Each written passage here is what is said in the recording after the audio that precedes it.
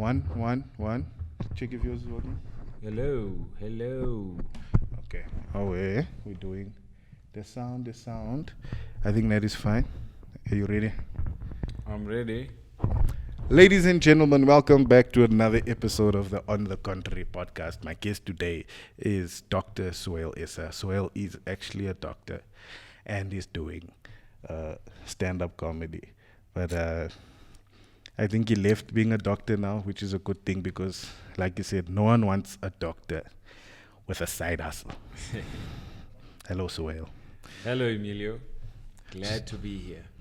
As you can see, we are drinking water because this is a Muslim household. This is a Halaal podcast. We drink water in beer glasses. We boiled the water just in case there was some vinegar left in. 0.3% of alcohol. Can vinegar make you drunk? No. Vinegar doesn't have any alcohol in it. But the other night I was in Cape Town last week Friday, and Loiso Gola came on stage, and he was saying there was a fully Muslim audience, and he said to them, "You know what would make this gig a whole lot better if there was liquor here." And the crowd, well, half of them went ha ha ha, and the other half was like, oh. Then there's like even just like alcohol-free beers. Then one lady said, "No, we can't drink alcohol-free beers. That has 0.03% alcohol." He's like, "My man, how is that getting you drunk?" Like yogurt. He said yogurt has more alcohol than alcohol. Does it though? It actually does. Yogurt has, because it's fermented. If it's off a little bit. Yeah, it's like, fermented. That's why. That's funny. How much yogurts can you eat before you get drunk? Do you remember? Before you shit yourself. Before you get tipsy. There's a show. Have you seen Kenny versus Penny? I've heard of it, where one guy plays pranks on the other guy. It's like just two friends who verse each other every week, and usually the one guy plays dirty. But the one episode was who can drink the most beer. And they do these competitions over a week. So he swapped out his beer with non-alcoholic beer without telling the other guy. The other guy got like fucked up drunk. But now, after like 36 beers, there's also another show called Manses. But I knew this before Manses. Yeah. It takes 36 non-alcoholic beers for you to start feeling a buzz. No, 36. But who's going to drink 36? 36 non-alcoholic beers. I mean, I know guys that can drink 36 beers. Non-alcoholic or alcoholic. That's funny. Yes. The thing I wanted to start off with, and we don't generally talk about comedy, and it's not a conversation about comedy, but you had a gag about this homophobic white pastor guy who was against restaurants being halal and all of that. Do you remember that story? Yes, Remind me of that story. So there was a pastor, some guy in the East Rand somewhere. This pastor believed that he does not approve of eating halal goods. And one of the reasons he stated was that, and I quote, you can find this on Facebook, on his Facebook page. I can't remember what it's called. But he says, if you eat halal must fall. Halal, you automatically become Muslim. Oh, so he was actually against eating halal food. He wasn't like against because he felt like we're trying to force our religion down his throat, literally. Because cool, and I'm not Islamophobic by saying this, but I thought it was also had to do with like Muslims having the Muslim community or whatever. Like, who runs like the mosque, bro? Is there like a council? So they generally there's a board. So the people that are involved in accruing funds to build a hospital, they generally... Hospital? Or not mosque? The hospital, I mean the mosque. So each mosque has a board, or like there's a board for South Africa or like for the world? Like, so each specific mosque will have their own board of executives, which will come together and meet and discuss funding before they get the mosque running. Then they generally run the basic functions of the mosque. Like a normal company or whatever, there'll be a secretary, a treasurer that keeps the money, minutes of the meetings. Then, obviously, the religious aspect, they'll get a imam, a maulana, to come in and perform the prayers and recite the adhan, the call to prayer. In the Generally, where do you get funding from? the community, like tides type of stuff. No. They'll just be huge donors.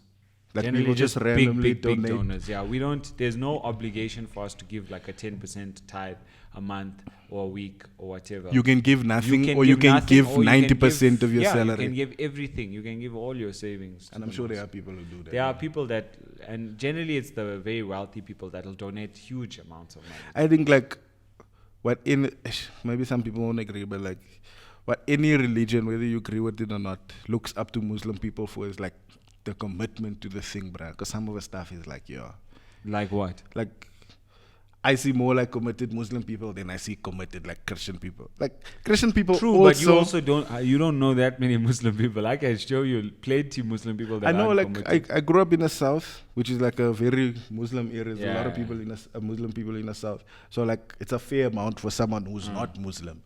But I also had a Muslim friend in my street growing up in Klipspruit, and they weren't like the most devoted Muslim people. Yeah. Look, But, you get varying levels, but it also depends on the definition of what people think. Or maybe you'll only do Muslim. kak in front of each other. You don't embarrass yourselves in front of Christians. Then we're like, hey, look at this Muslim guy. We like to keep our kak to ourselves. So yeah. So some of this stuff is like the Muslim Council or whoever's running that aspect of the Muslim community, they all are pushing to make as many restaurants halal as possible. Or is that like a wrong statement? You know, and being Muslim in South Africa is actually a blessing because most of the life here has always been great for Muslim. Like under apartheid, even some of the people within, we have like a huge council that basically all the imams and all the priests fall under. Yeah. So in that council, there were a few members of that council, even during apartheid, that would say stuff like, these people, the government, they may be treating us badly, but hey, they still allow us to pray. We still got our mosques. We still got our things.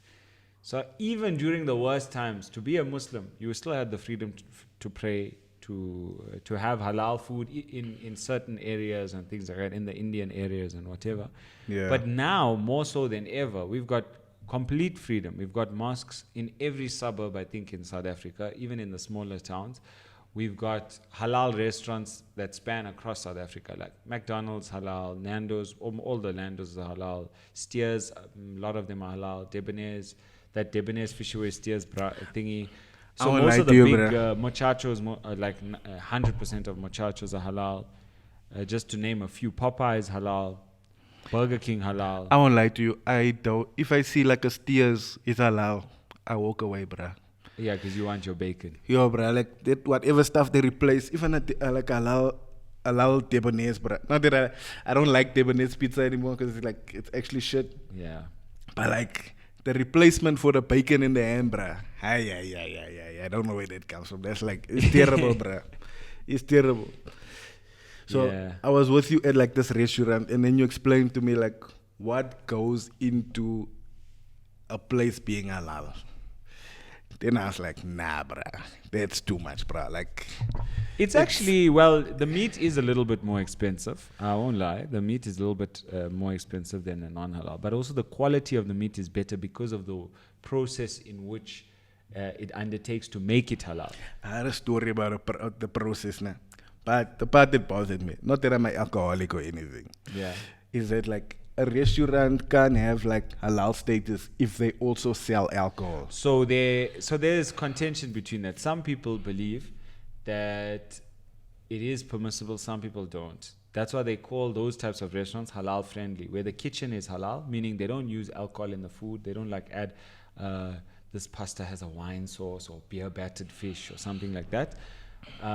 So the restaurant will be completely halal, but the bar and whatever obviously stocks alcohol. So some people, by virtue of the fact that this establishment sells alcohol, they won't support it. Okay. And other restaurants, Do Muslim people like judge each other like, hey, I saw you in a restaurant? yeah, that sells alcohol. some people do, but like I eat at places that are halal friendly. I definitely would eat at a place that has. So if a place has a haram kitchen and a halal kitchen, it's a no. What do you mean, a haram Like kitchen? two different kitchens.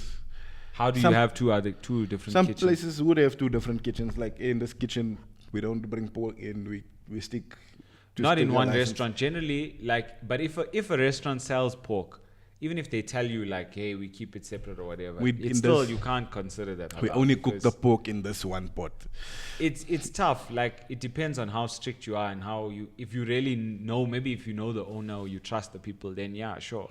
But if you don't know, I wouldn't immediately just jump and go, yeah, I'm gonna eat this because I trust this person so much that not a single morsel of pork is going into the other side of the kitchen. There's pork in the air everywhere. Yeah, man. there's just pork lying around. So You can't even debate like with like a wine sauce. You can't even debate that when you heat alcohol to a certain temperature, like it evaporates. So my thing is, I'm actually more liberal in my beliefs in that sense. So some people will believe that if there's any bit of alcohol in the food, they will not eat it. Or even if there used to be alcohol in this food. Yeah, of course.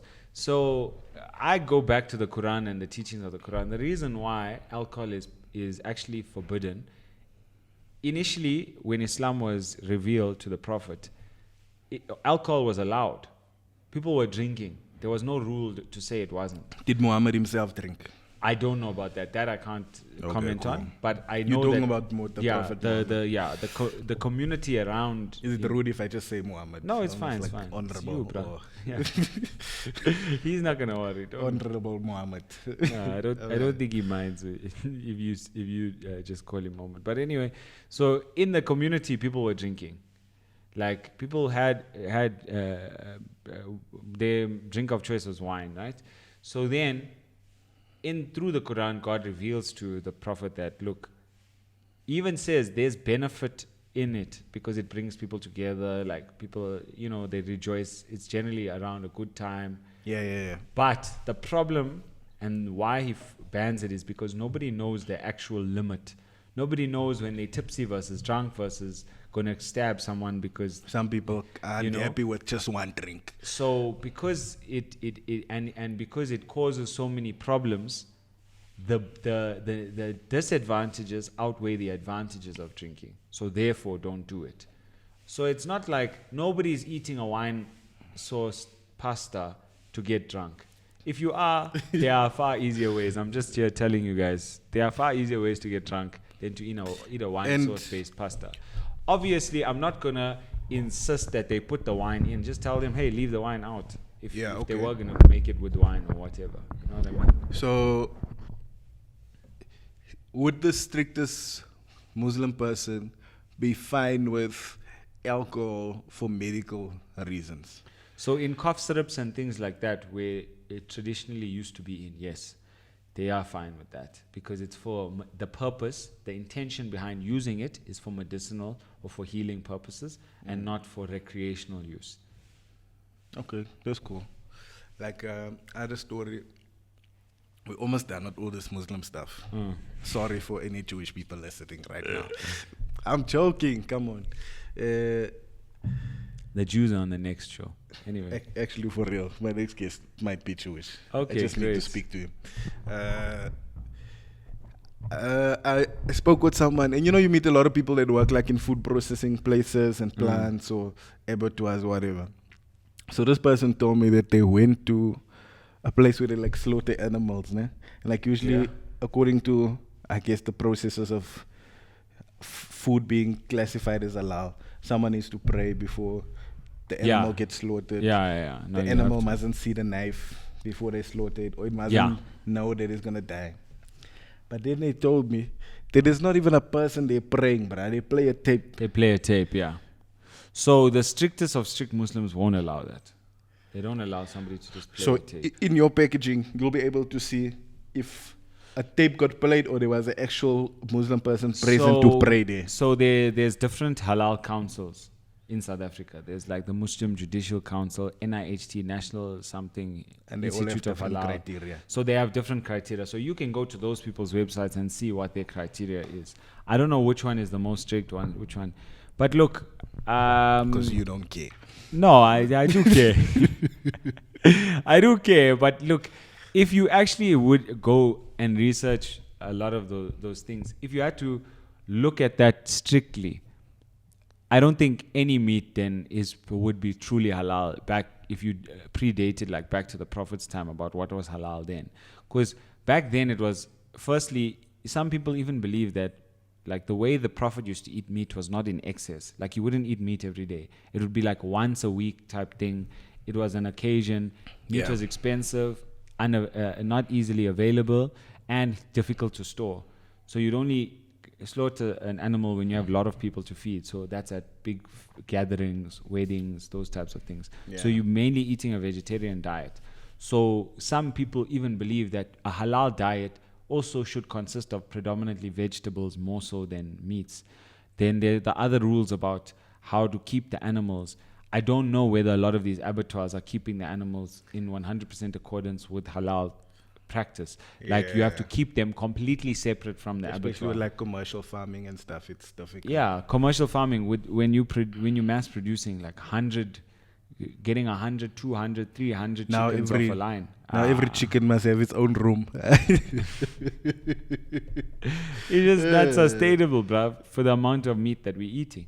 Like I just don't think that they're keeping them separate. You have to feed them like very well. They have to be treated well. You're not allowed to just kick a chicken if you're upset, or like cut off their beaks, or clip a feather here and there just because you don't like them. You're not allowed to inject them with chemicals or things like that. Those things technically, those are like the issues of debate that people are having now. For me, not even that like my opinion counts, because I'm not Muslim. Like my idea of halal meat was always like on the spectrum of having to kill animals and being vegetarian and all that stuff. I think halal was just like, we don't want to kill animals, but we understand that we need to, so we're going to do it in the most respectful, humane way. True. So that's in essence how the practice started. So halal is like a vegan person who eats meat. True, technically. If you look at the way the Prophet lived and how he consumed meat, it was very much respectful for the animal. You treated the animal was it was like, look, we know we need the meat because there are certain vitamins, minerals, and things that predominantly are only found in meat. Oh, it's concentrated in meat. It's concentrated in meat, like iron. I mean, you can get iron from spinach and other things. You can get other vitamins. What's the other thing in B12? You can get them, but nowadays you need like actual supplementation. A lot of vegans take supplements because they don't get enough B12. They're weak. Their eyes are yellow. They're jaundice. Whoa, who's jaundice now? Don't vegans get jaundice? No, bro. Jaundice is from rust. No, man. Jaundice, there's so many. It's your liver. Liver failure gives you jaundice. So there's many reasons. Oh, yeah. Okay, cool. But, yeah. Can veganism not lead to liver failure? What does your liver need to be healthy? Well, they need vitamin. Well, your liver has many functions. So. But what does it need for it to be healthy? Like which nutrients does it need? All of the normal ones that your body would need. There's nothing like if you're deficient in something, it doesn't cause liver failure. It has to be a part. So because it's possible that veganism the liver is basically your detoxifier of the blood in your body. So it takes everything, but that's one of its functions. Detoxifies. It produces vitamins A, D, E, and K. We can go on. It helps with regulating your glucose levels. Yeah. With your medulla oblongata. What? Medulla oblongata in your brain? There's a thing in your... No, the medulla oblongata does oxygen, eh? Medulla oblongata is there to regulate your anger, rage, your emotions, man. Which piece in your brain regulates the amount of oxygen in your blood and keeps a tab on that thing? There is a specific part. It's also close. Medulla oblongata is close to your spine. It's not actually in your brain. It's called your carotid body. Your carotid body is in your spine. No, it actually sits here in your jugular, and it regulates like. I'm gonna take too long to Google it, but there is a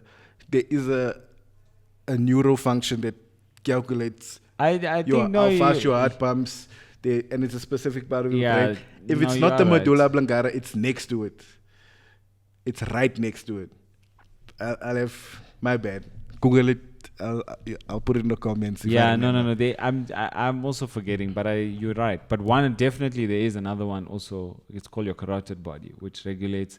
It basically it passes by, the blood passes by it, and it assesses how much carbon dioxide there is in your blood, so that regulates your heart. That regulates how fast you need to breathe to get rid of the carbon dioxide. So is that the thing that makes you hyperventilate? Yeah, basically. So that thing it's a sensor. It's not a, it doesn't have, It's a doesn't sensor. have neurological functions. It has a sensor that can send It's a messages. sensor. Okay, yeah, cool. it can send messages to that part of the brain that you're speaking of. Okay, cool. And then that part of the brain you're speaking of that I can't remember. If you know the name, drop it in the comments. This is why I'm not a doctor anymore. He left. It's funny. I'll get to that later. Yeah. I don't think I was satisfied with the conversation I had with, not that I wasn't satisfied, but then we went somewhere else and spoke more generally of the thing. Suhayl also went to Wits. The guy, what is his name, Kanya or something, who got arrested for burning a police van during Feast Must Fall. In 2015 you're talking In about? 2015, 2016, one of the two. Mm. He got released only now, like in December, and he got like sentenced to 8 years. He didn't finish his thing. I think he got like a presidential pardon or something like that there. Okay. But like my whole thing was like, when is it ever okay to burn a police van, bruh? I don't think it was appropriate in the protest. No offense, and Skumba got into trouble for this. Even those ladies that decided to go bare-breasted in the protest, like, what are you trying to say? But it's another point. My thing was, this man should not have been released. He went to jail for burning a police van. That had nothing to do with the protest, bruh. That was like, that was way out from what we were trying to do. Like, no one asked you to burn the police van. Yeah, so I vaguely remember the guy that you're talking about. You know him. Or I remember having seen him. He was one of the like frontline guys. He wasn't in the back. But then he was very militant as compared to the rest of them. I think apparently he went to my high school, huh? I can't remember his face directly. If you showed me a picture, I probably think I remember this guy. But I did remember the story of the guy who burnt the police van. And I was like, but how is this helping your cause? Like, this is not, it doesn't help your cause in the least. But although, you must also remember that when you're in a big group, you definitely are going to get factions, people that are more on the side of militancy and others that are more, let's do this in the right peaceful manner. Yeah.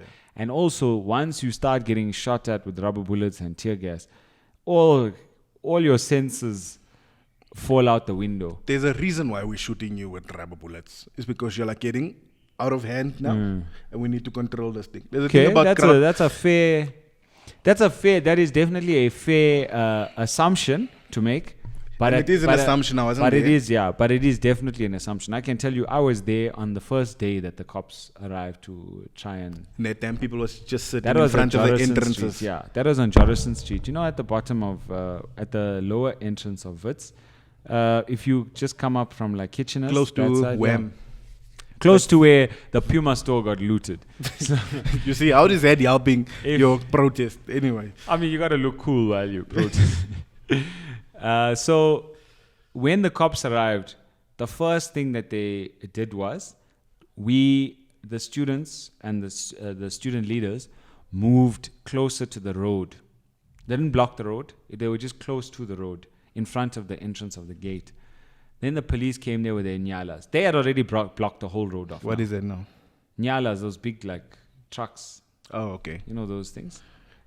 And they had their police vans. There's a word for them they use the word for those. Vespers also. I think that. No, there was a specific word in apartheid, but I forgot. It's fine.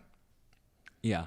So then they came there with their nyalas. The police officers were decked full to the nine with their body armor and everything. So we knew things are not looking good for us. We went to the road and then we were just singing songs, whatever. One girl actually sat on the road. There's a very famous picture where she sat on the road and opened a book to read. Now, obviously, she wasn't studying. She was not studying. It was just for It was just for the Instagram, gram. bro. That was for the gram. She got some dope pictures for the gram. But obviously it created a hype, you know. This is why we're here. It's a story, it's a education. cover, it's a... But when she pulled out highlighters, I was like, come on. For real? She pulled out highlighters. I was like, no one is believing this. You're see, highlighting your notes here in the middle of the road on Jarrison in front of this big Afrikaans cop. Yo. Like, you see, even that is just being a nuisance. And I get being a nuisance, and some of these things But is it's for part of attention. protest. Yeah, It's part of protest. It's for attention. It's for awareness. That's why you do a protest. And sometimes a protest needs to become violent for it to get the necessary attention. But I don't think that in this case, it was necessary by any means for you to burn a police van. So now, whatever happened, happens. Some people went to jail. Some people got released early. But the nigga who burned the police van still in. Cool. What you did helped the cause. And when you burned the police van, you knew what you were doing is illegal, and it doesn't make sense when it in terms of the law about protests. Because we live in a country where we know protests are important, and the government, I think, for the most part, does respect protests. You see, I think. Do you think you should have stayed the whole time, or it's fine that they released him? Look, I think that in South Africa, we have a protest culture.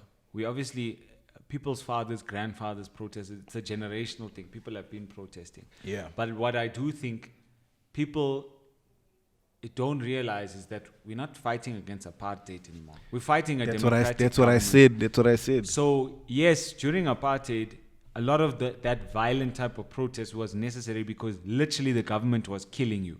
Was there waking up and every morning. Then hiding the fact that they killed you and then lying in court. Exactly. Thinking about ways they woke up every single morning.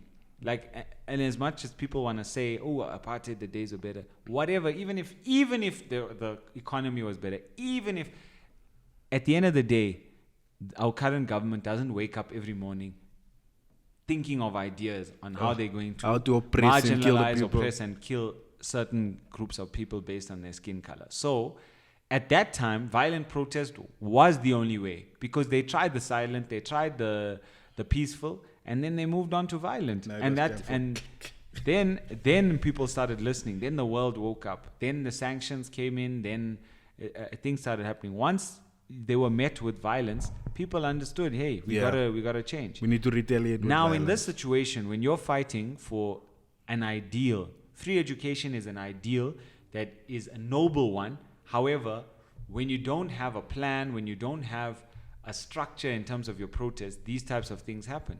And I don't think that a guy like that, who's of sound mind, should be released early. I don't think so. I think that I was involved in the protest. If I chose or I elected to burn a scuba, I know I'm an adult. I know that I'm doing something illegal. And the fact that I am doing this act, if I am doing it to defy the law, to defy the police, to make a statement, then I should be put in jail and I should stay there. Nelson Mandela knew when he said, when he made his speech and he said, I fought against and technically, black domination, white domination. It's an ideal I'm prepared to fight for or die. He was prepared to die. Mandela went to jail for being a terrorist, and technically, he actually was a terrorist. And he was unapologetic about that. Yeah, and you know that this is an ideal I'm willing to die for. Cool, thank you. And then when you actually die, we mustn't be shocked. Yeah, he was prepared to die. So if you are prepared to burn that police van, you must be prepared to stay in jail. Exactly. Don't come here and make us feel bad for you. You did this because you wanted to be a hero. So be a hero. Yeah, and we're not judging you. We're still gonna love and respect you. Yo, bruh, you took one for the team there. What you did got you to jail, but you helped so many thousands of children. Yeah, in apartheid, people didn't say, "Oh, shame, this guy is sitting in jail for doing what he for blowing up." Because ANC, Mkonto Wesizwe used to blow up power plants. They had proper missions. They would send them on missions. Go here, blow this power station up. Yeah, go into town, into the white areas and go, cause Yeah, I've heard havoc. people like MK people speak about like their missions to destabilize the state, bruh. Where they wanted to blow up ports, blow up like. If you go on YouTube, big- watch the TRC. These guys, they went out and they knew what they were getting themselves into. No way a lawyer could even fight with that in court. Even in the international courts, they would have just said, the freedom fighters. It doesn't matter. That doesn't hold up in You're court. still gonna go to jail. Like you're helping the cause. Yo, bruh. I think I don't know if anyone else doesn't get what I'm saying. I think Suhayl has mentioned points that I was thinking and maybe couldn't articulate into a more risky topic. Yeah. We're talking about education. Yeah. And I thought of this yesterday and I thought, let me ask this man. Yeah. So like, we're not talking about the actual occurrence of this kid dying at Parktown Boys. But at Parktown Boys, these kids went on a camp. And even like 2 weeks ago, I was with like a lot of my family of mine because we're planning a funeral and all of that stuff there. And some of my family are going to grade 8. And a bunch of them were like, hey, Friday we can't make it because we're going to have to take the kid to go on a school trip. He's going to grade 8. And I'm like, how? People are going on high school camps before high school started. For me, that was weird. And that's what happened in Parktown. All these kids, unfamiliar kids, went on a trip. And the kid went missing. They didn't notice until late. And then the kid had drowned and all of that stuff there. Now, there's just one detail in there. And this is not victim blaming. It's just, I want to speak about this aspect. The family could not afford a life jacket that they were asked to buy. Which is not fine that they let the boy in the water anyway. These kids are nervous. Sometimes children don't know how to say no, especially to authority or to someone who's older than them. Of course, yeah. So I'm not blaming the parents for not being able to afford a life jacket.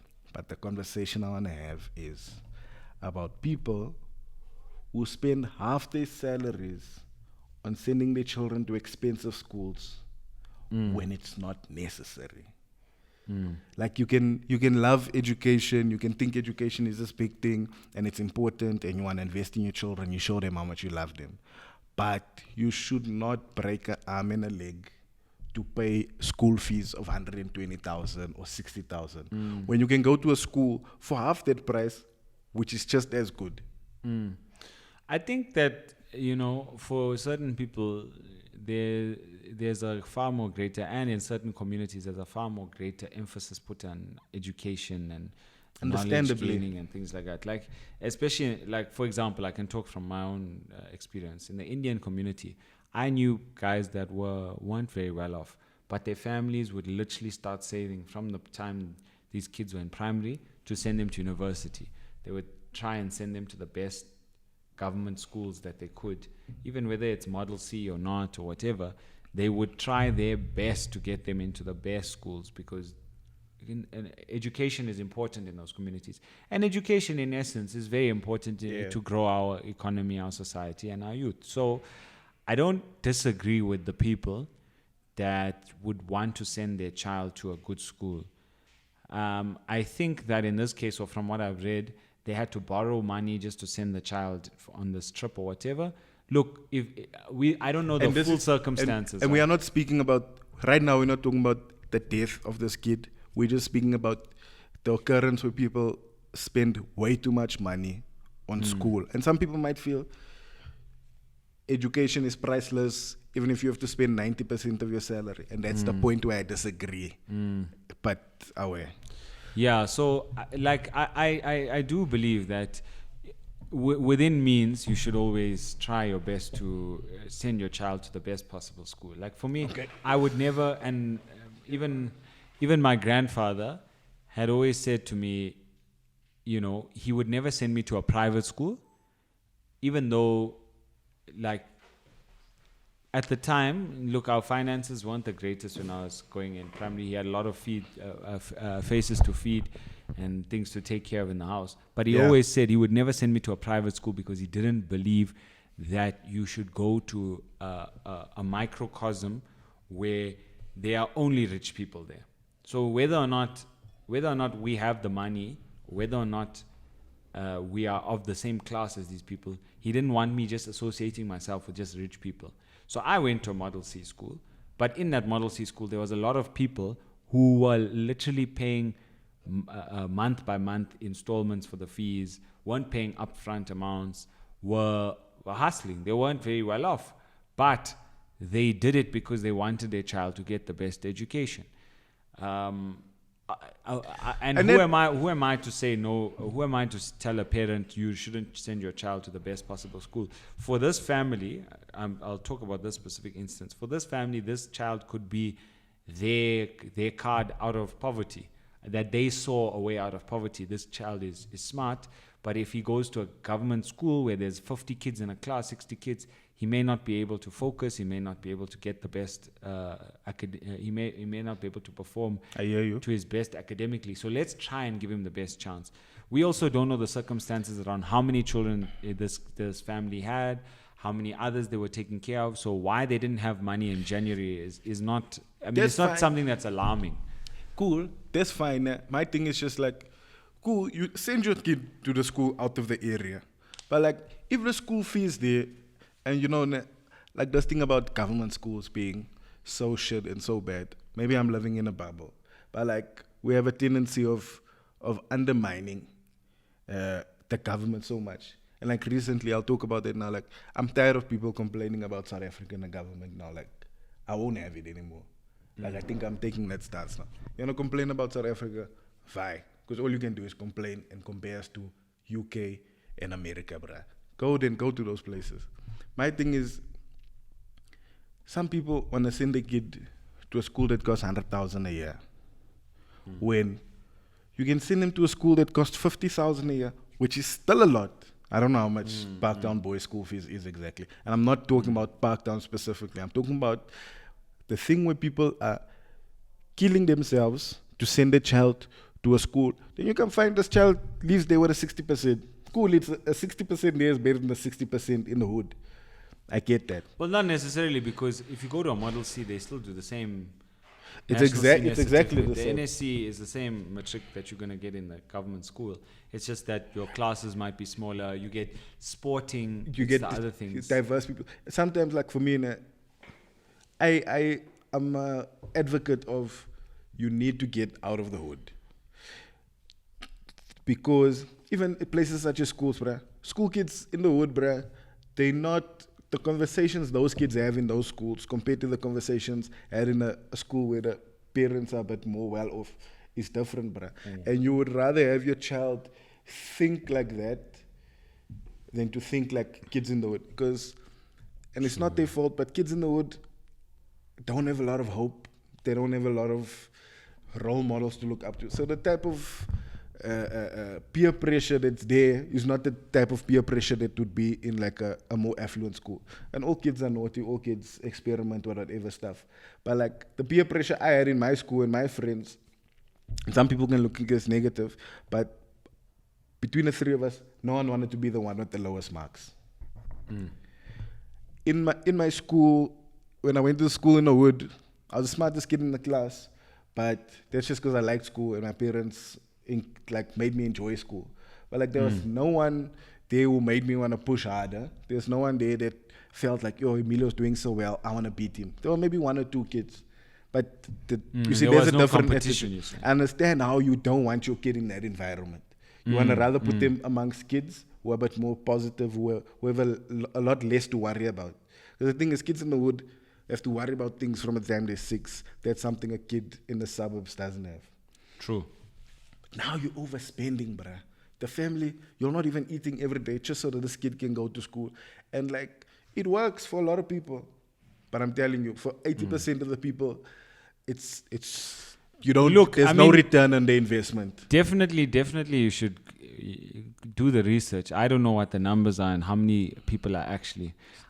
Me going to a Model C, I can say the fees. If I remember correctly, my fees were about 20 grand, right? And that was mainly just to cover the grounds, the fields, the extracurricular activities, those types of things. Essentially, it was the fees that we paid were for everything else. A well-managed library, those types of services that you wouldn't get in a normal government school where you don't pay much fees, like 200 Rand, 500 Rand fees. Yeah. So in a school like this also there's excursions, there's trips. All of those things enrich your learning experience as well.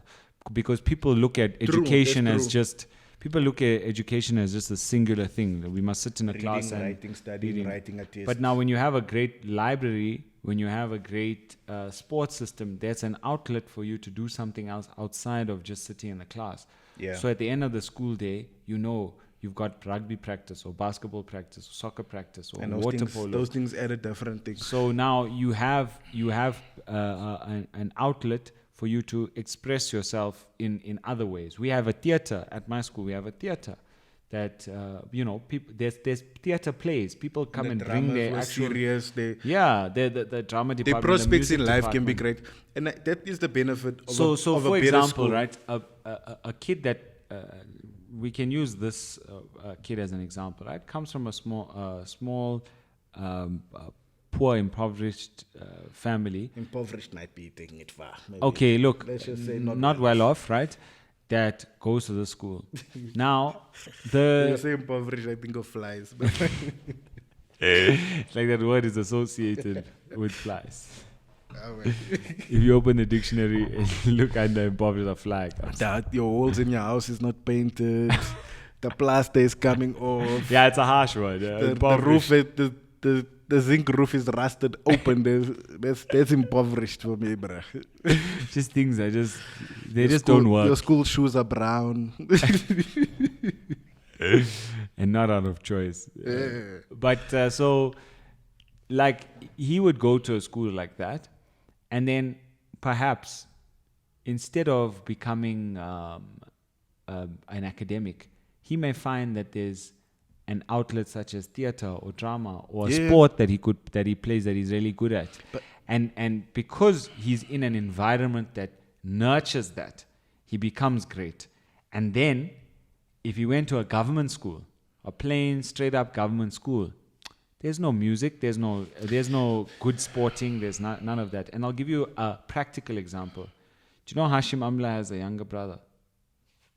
No, I don't know. So Hashim Amla was in a Muslim school. Muslim schools and a majority of Indian/Muslim schools, their focus is on academics. Those schools don't even they have like cricket teams that don't even practice. They'll just rock up, they play socially. Even soccer, it's just like bras that tuck in their kurtas into their pants and play. Like it's nothing proper. You know what I mean? No formal training, no proper club style teams. None of that, right? Now, Hashim Amla got a scholarship for cricket because he was playing club cricket, and then they have one team at his Muslim school, and that they managed to scout him. They found him playing in the club. They took him there. Now, the other brother, who was also equally as good a player, right? The family, he didn't get a scholarship initially and continued at the same Islamic school. And the family was like, they probably could have afforded it. I mean, they weren't like a really poor family. They've saved on school fees now. Now they can take that school fees and put it on the other one. So now they kept that guy, kept his other brother in that school, and he went on to DHS, my high school, right? He became the best cricket player of all time in our school. He broke records in our school. He was by far the best batsman. I think we haven't produced a better batsman ever in the history of our school. That school. And to the point where he, by virtue of him just being in our school, he made certain things possible. Like Muslims weren't even had a prayer area for them to pray. He insisted. He came there with terms and conditions. He said Muslims were not allowed to grow beards in my school. I went to a Model C white school. They wouldn't allow beards. You had to be clean shaven all the time. If you had like a little bit of stubble, you get a detention slip. You had to go. They'd give you a razor and then bill your father 10 Rand just so you could go and shave at school. He made it possible for that to happen because he told them, I will leave your school if you don't allow me to keep a beard. They were like, sharp. Now all Muslims can grow beards. Oh, that Indian negotiation skills. Now Hashim Amla plays for South Africa. While he's One in of high the school. best. No. He leaves. He starts for the Dolphins. He gets scouted from the Dolphins, goes straight into South Africa, becomes the best player. Do you know his brother? What happened to his brother? His brother is playing for Dolphins B side. I think he might have made it to the A side or whatever, but his brother, who arguably may have had exactly the same talent, or not exact, but but it just wasn't nurtured. Now, in that case, a family, they chose to save their money and put it elsewhere, or make him focus on his academics or whatever it is. And so they missed out on an opportunity for one of their children to be the greatest cricket players of all time in the Protea history. Here's my thing now. We're gonna make an example now with one success story.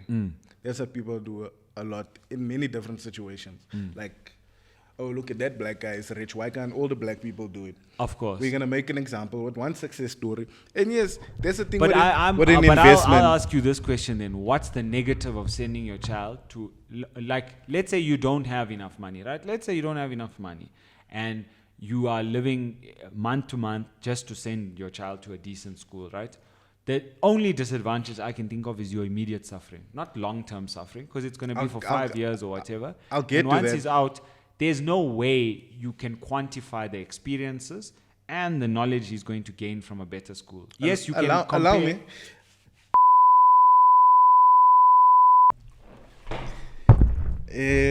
Sorry about that. They probably won't even see this part. Okay, wait. You got cut off there. We filled up the water. We got peanuts now, but We took a little intermission. took a bit of intermission. It's like a Bollywood movie. Suhayl has 2 toilets. He took a shit in both his toilets. Just to No, show. actually, there was no toilet paper in the one, so I ran out in one, so But he washed his ass anyway. Yeah. Not like he needs toilet. Suhayl uses 1 toilet roll in a month, and it's just for his nose. This is a Muslim household. yeah, we've got 2 Addis jugs. And a hose pipe. Yeah. Where were we? We're talking about the fact that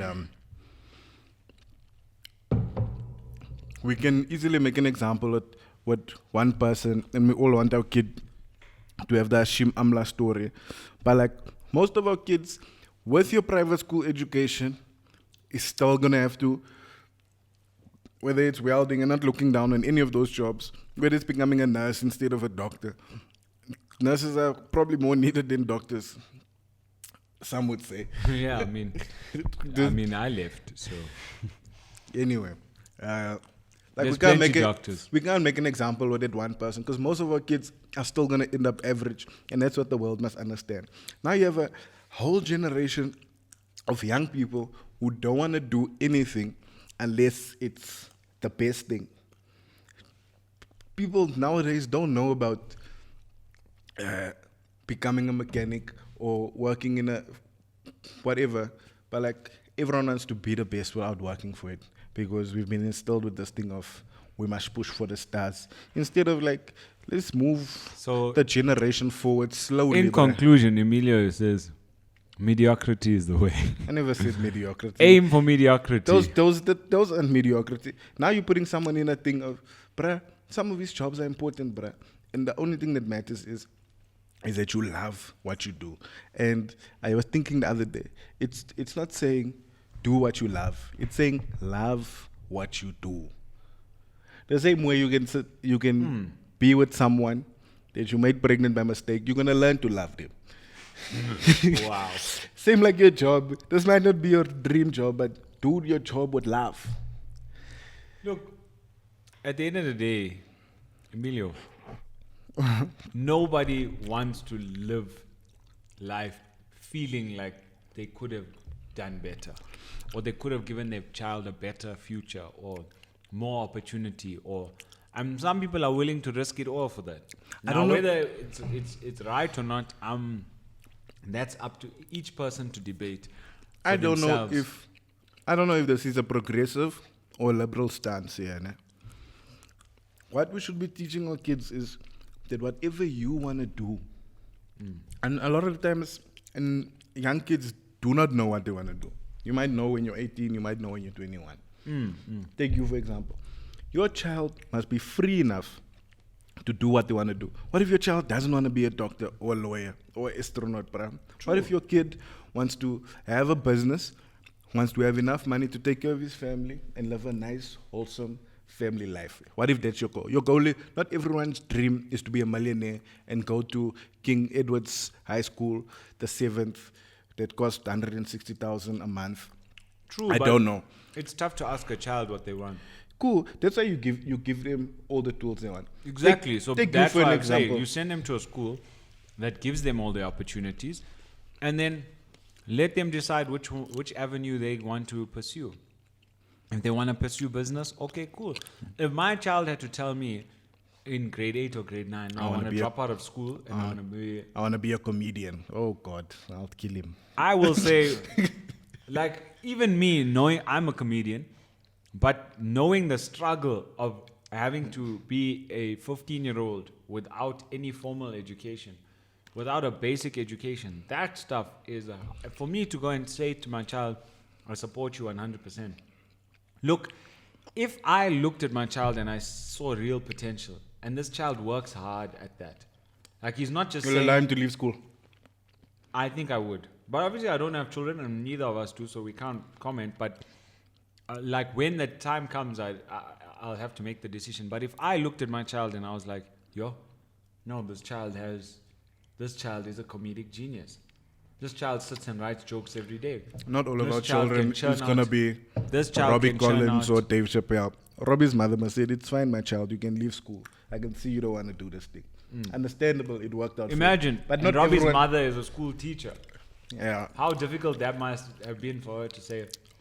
And also, the other thing is, even in that instance, do you know that Robbie went to like a technical college after that?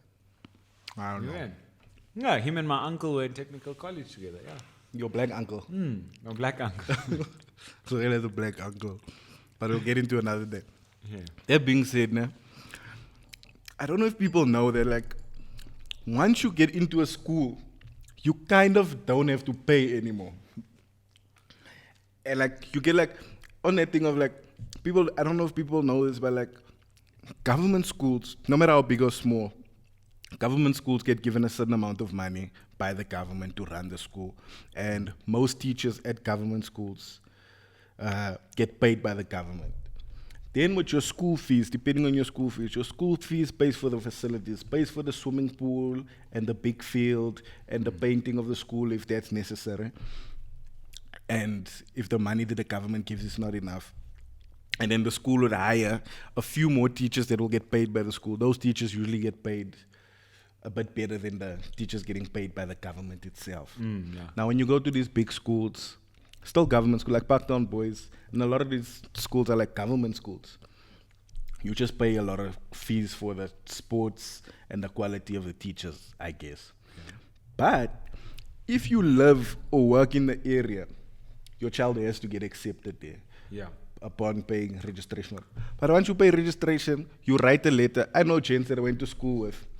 They just wrote a letter every year. They can't afford the school fees. I know guys that have never paid school fees a day in their life. You just have to have a reason. Like my one friend, both his parents passed away, so he was living with his older sister. Never paid school fees a day in his life. Even if you go into a private school, once you're in and you're accepted, but I'm sure they do like financial checks and whatever. After that, you write a letter, but I actually can't afford the school fees. I'll try and pay so much every month. And only kick you out at next year when it's time for the registration. So I don't know if you want to do that maybe, but that's an option. So again, two things in summary: mediocrity and corruption. So either you mediocre or you bribe your way in somehow. That brings me to my next question.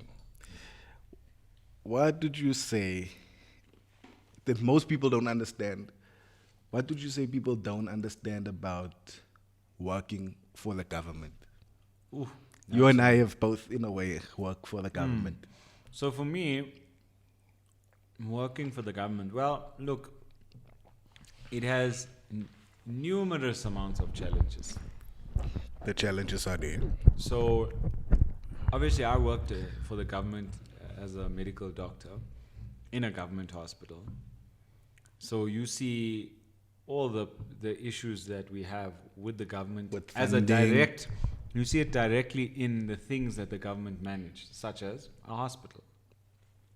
Government hospitals are run poorly. Like, we've got a lack of resources, human and, Financial. tangible. Financial, you work more hours than what you paid for in most months. And sometimes they don't even pay you.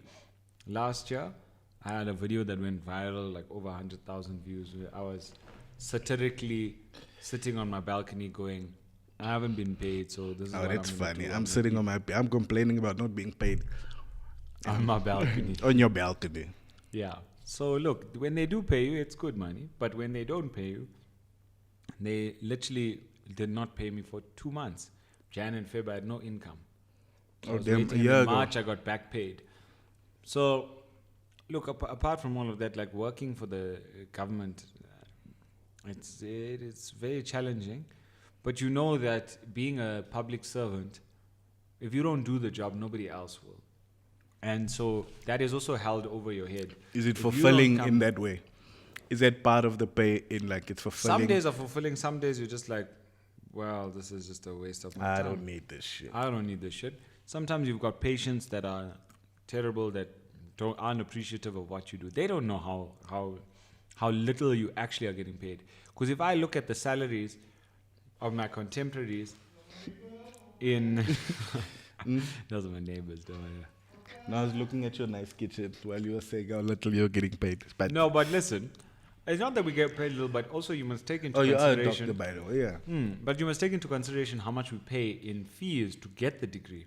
We pay about 600,000 in total just to get the degree. And then we've got to work for the government that... Carry on. We probably can't hear them on the mic. Okay, cool. So then then on top of the fact that you've got this huge student debt to pay off, you now must start your life fresh. Now you're starting your life fresh. I just and you realized get paid a salary it might have- that's pretty high, like in terms of what everybody else is earning. But understand that to get into medicine, you've got to be the top 1% of the country academically, right? They don't take anything else. And then after you finish your 600,000 rand degree, you have done a 6-year degree, whereas your counterparts who are accountants, lawyers, whatever, 3-4 years. who finished in 3-4 years and already have started earning. So by the time you in your 6th year, they already their income bracket is higher than yours already. They're earning, if not same, but more than you. And they work for companies that give them leave days and give them time off or won't exploit them. So there's so many other benefits that these people have. Also, every single degree in university is subsidized in some way by the government. Now, medicine is subsidized highly by the government. Our degrees would cost almost R1 million per student. But the government subsidizes about 40% of that. That's so a good in thing. return, Most people don't know, but the people who do know it wouldn't shout it out as loud as they shout out how bad it is. True. So the government does subsidize, but then they make us work for them for 3 years. Fine, we've got no problem with that. And they pay us to work for them for 3 years. It's just to like a keep us... bursary. Yeah. But is it a Every subsidy student. or is it a bursary? Because a subsidy you might not even No, see. the government subsidizes every single medical student. They give money to the government because also us being in the system, we from our 4th year onwards, we already in the hospitals. We're already working in the hospital.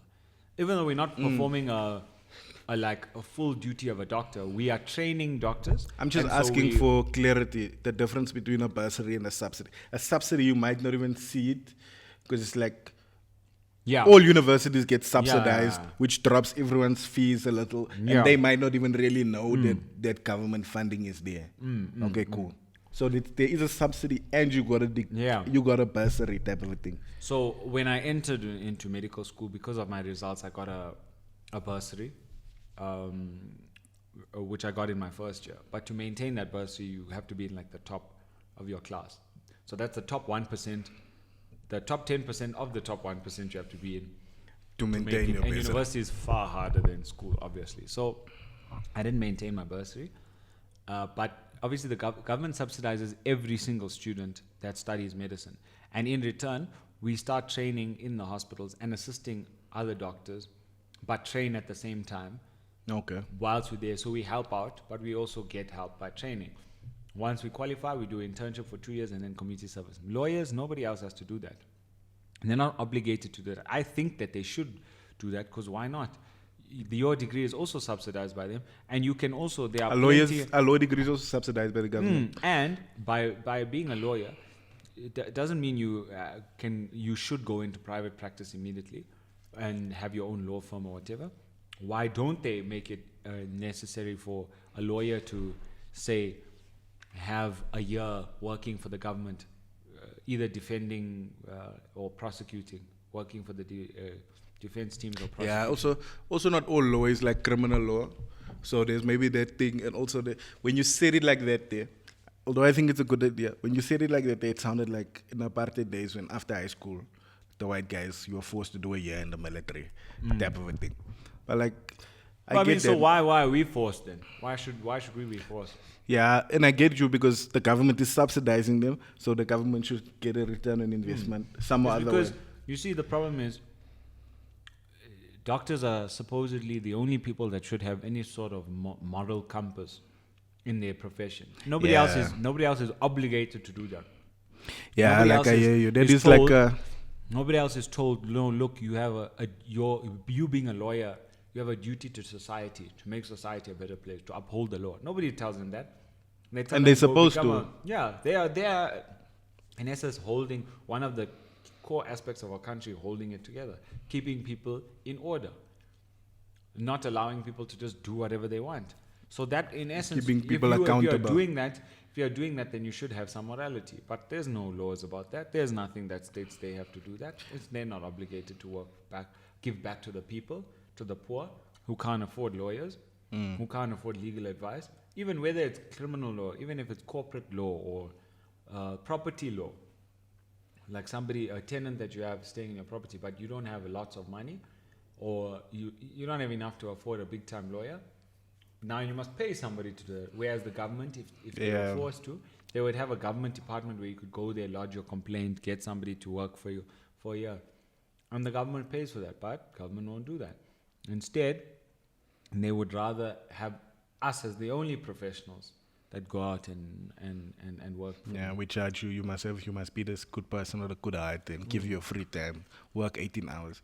Like the reason I ask this question is like, I'm getting to the point where like I'm sick and tired of people complaining about the government, bruh. Like do you know, like, cool, let's complain about corruption, bruh.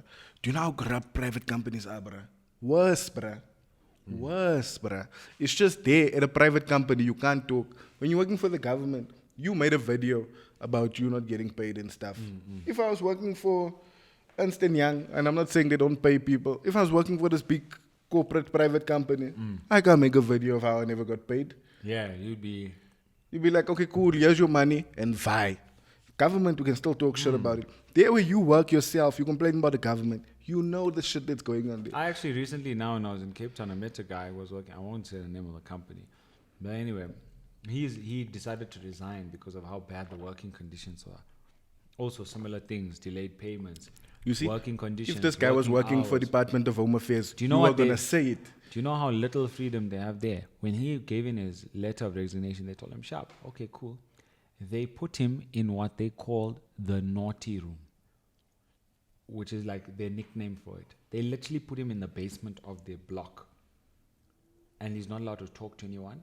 Until monitor his he's work serving phone. now his notice. Yeah, until he finishes serving. He's not allowed to talk to anyone, interact with anyone, talk bad about the company, whatever. They monitor his work phone, he has a work phone.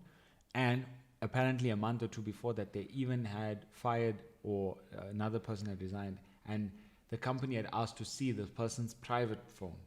And this person they had a fight with the security and stuff because they wanted to check their private phones. They were like, it's against the law. You can't just look through my private phone. You see? Now look at those things happening in private, but we want to go. Like, I've taken a stance, but I'm done to people complaining about the government who don't want to complain about other things. Do you get what I'm saying? I was saying to Dylan the other day, like, and it's like a similar stance. I don't want to hear colored people complaining about black people if I don't hear them complain about white people. Do you get what I'm saying? Like, don't come out to me with that, bro. I saw a status on Facebook, but you might have seen it. It might be someone we both follow. Someone is complaining about like how they applied for a passport for their kids at Home Affairs. They're still back and forth because of birth certificates need to be abridged or unabridged, and it's taking long. Yeah. And this person has a dual citizenship. She applied online for a British passport, and the passport is on its way already a few days later, and they're tracking the order. And it's now comparing our Home Affairs to England's Home Affairs. My thing was just like, yo, bruh. How are you? Now in the comments, some of the people in the comments were like, oh no, I also did this thing. I did it online.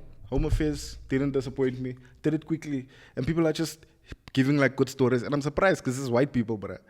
I'm surprised, like, white people just talking like good, like, oh no, Home Affairs did it quick and easy for me. And now this person is like, well, maybe it's because you're a British citizen. That's why it's a bit weird. Like, and it's difficult because it's protecting kids, bruh. People run away with kids. If this thing was easier, more kids would go missing. So now, like, people just complain mindlessly about the government. And I think I've taken a stance, like, I'm done with that conversation, bruh. If you want to talk shit about the government, don't talk it to me, bruh. You have no idea. Complain about your company. Your company is worse than the government, and you know it. True. And I'm not talking about this person, because, like...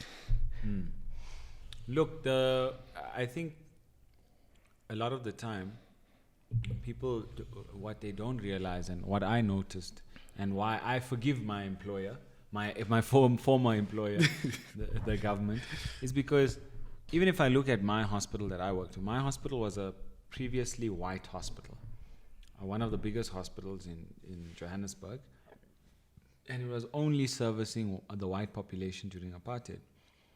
Whilst in that time, Baragwanath was servicing only the black population, a population which is far higher. Now, where were the resources being put?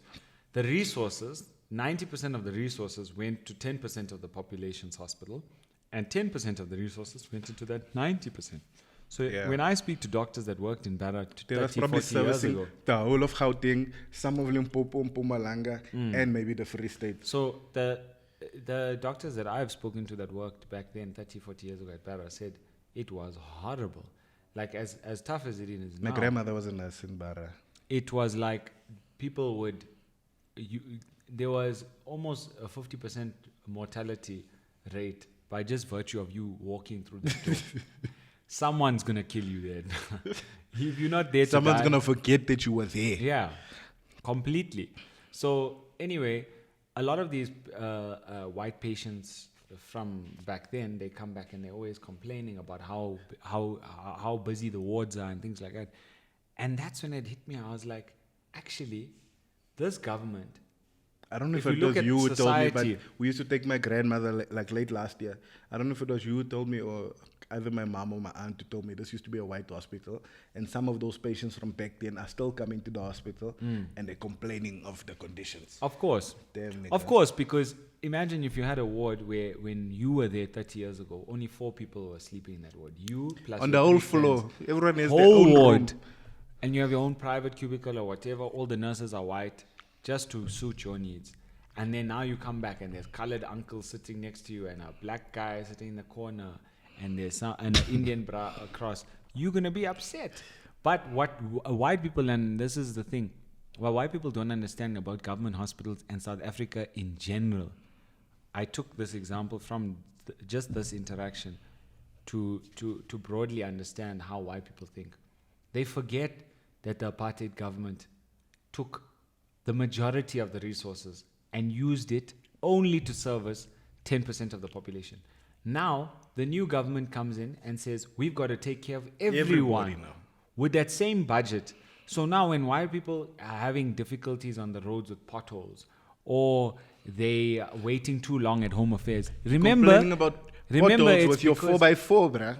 Remember, it's because during apartheid, they took all that money and pumped it into your roads, whilst there were no roads for black, colored Indian people. There was no infrastructure for us. The hospitals that you white people went to were well serviced because you had 90% of the resources going into there, whilst the rest had whatever scraps were left over. Now you So have the now when audacity to complain So about now it. And it's when not you only see- white people. No, Don't it get us wrong, definitely white isn't. people. Everyone's complaining, but they're following your lead. They Yeah. think they think they're white when they're complaining. So so with the problem with that ideology is you forget our history, you forget our past, you forget that now that we have a whole this government has an entire country that they have to take care of with the same budget that the apartheid government had, except now they have to redistribute it for everyone, and most importantly, the poor of South Africa.